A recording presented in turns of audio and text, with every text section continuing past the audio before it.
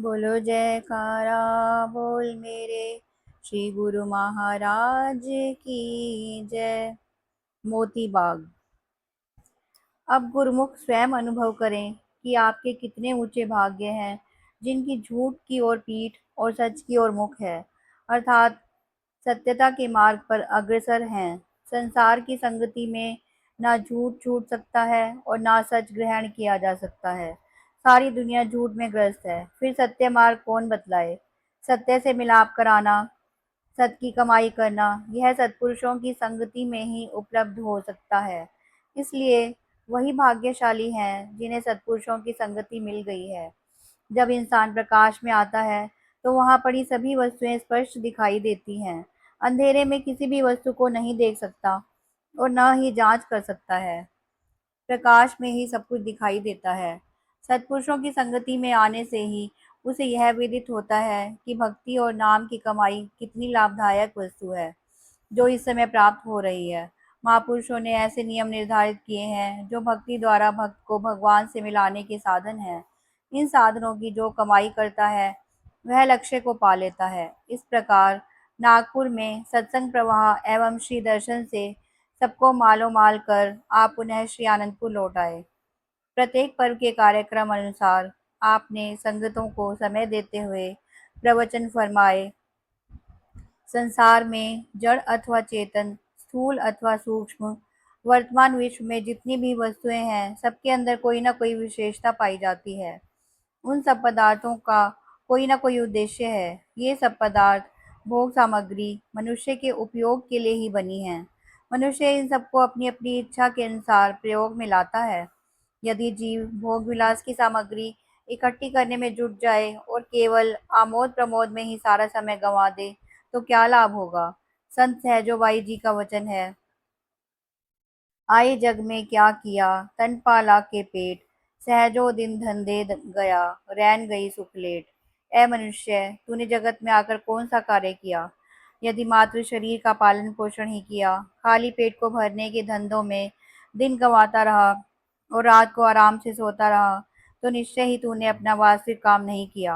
आरिफों के वचन हैं, बनाया संवारा बहुत खुद को लेकिन यही हासिले जिंदगानी नहीं है। नजर आंख बद पर भी हो कुछ ना कुछ तो, कि दुनिया ने आखिर निभानी नहीं है। ना इतरा जरो जोर मनसब पे अपने, यह जाहो हशम गैर फानी नहीं है। अजब क्या की हो जाए अभी वक्त वक्फे गम तू, दवामी तेरी शादमानी नहीं है। ए जीव, यदि तूने स्वादिष्ट भोजन खाकर और अति सुंदर वेशभूषा पहनकर तन बदन को सजा लिया तो क्या हुआ? स्मरण रख, जीवन का ध्येय यह नहीं है। तुझे भविष्य पर भी ध्यान रखना चाहिए, क्योंकि संसार व संसार के पदार्थ नाशवान हैं। यद्यपि तेरे पास उच्च पदवी है, धन ऐश्वर्य है, बाहुबल है, परंतु इनका अभिमान न कर। ये सदा रहने वाले नहीं हैं, क्षण भंगुर हैं।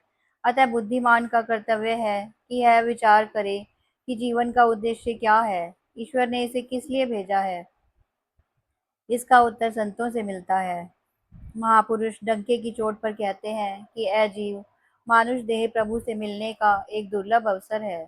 यदि यह घड़ी हाथ से निकल गई तो पश्चाताप पश्चाताप रह जाएगा। जैसे नहरी प्रदेशों में प्राय देखा जाता है कि किसान लोग मिलकर अपने अपने भाग के पानी की वारी नियत कर लेते हैं। हर किसान को अपनी बारी का ध्यान होता है और वह सतर्क होकर अपनी बारी का पूरा लाभ उठाता है। अगर वह आलस्य कर जाए तो कड़ी मेहनत से भी की गई खेती शुष्क रह जाएगी और उसकी वर्ष भर की मेहनत निष्फल हो जाएगी। इसी प्रकार जीव को जो मानुष जन्म का अवसर प्राप्त हुआ है, यह बार बार हाथ नहीं आता। यही परमात्मा से मिलने की बारी है।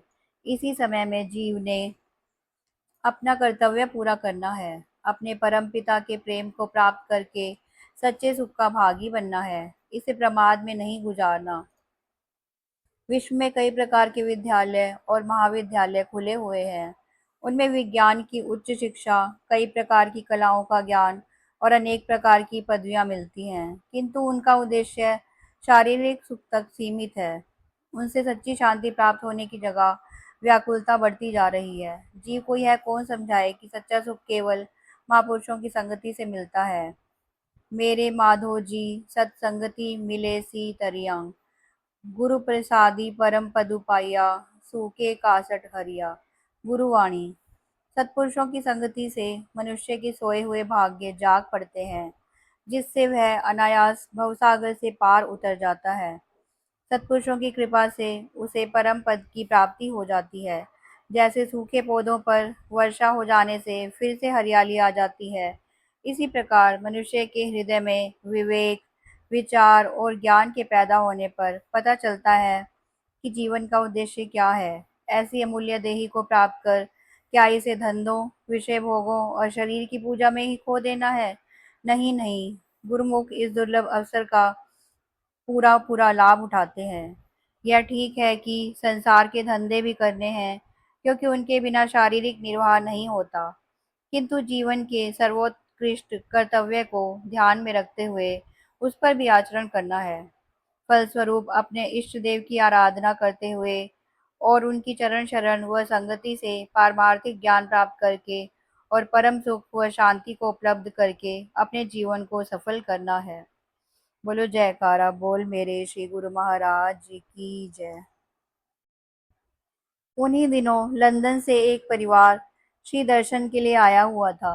श्री सद्गुरुदेव जी महाराज भक्तानियों की तरफ एक बिल्डिंग का निर्माण करवा रहे थे। वहां पर सब शरणागत मिस्त्री और भक्तजन सेवा में लगे हुए थे। श्री गुरु महाराज जी स्वयं वहां विराजमान होकर सेवा कार्य करवा रहे थे। वह परिवार भी वहां आया। श्री गुरु महाराज जी ने फरमाया, भक्त जी, कल आपने यहाँ देखा कि इस बिल्डिंग पर अभी चौखट भी नहीं रखी गई थी, लेकिन आज देख रहे हैं कि यह एक मंजिल तक बनकर तैयार हो गया है। क्यों, लंदन में भी ऐसा होता है क्या? भक्त जी ने विनय की, महाराज, आपके यहाँ तो विश्वकर्मा को जो आदेश दें वही तत्क्षण हो जाएगा। लंदन में तो मिस्त्रियों को दैनिक मजदूरी भी पौंड्स के हिसाब से देनी पड़ती है, तो भी वे एक दिन में 3 फुट ऊंचाई से अधिक दीवार नहीं बनाते। श्री वचन हुए, भक्त जी, विश्वकर्मा तो इस सेवा को करने के लिए तरसता है।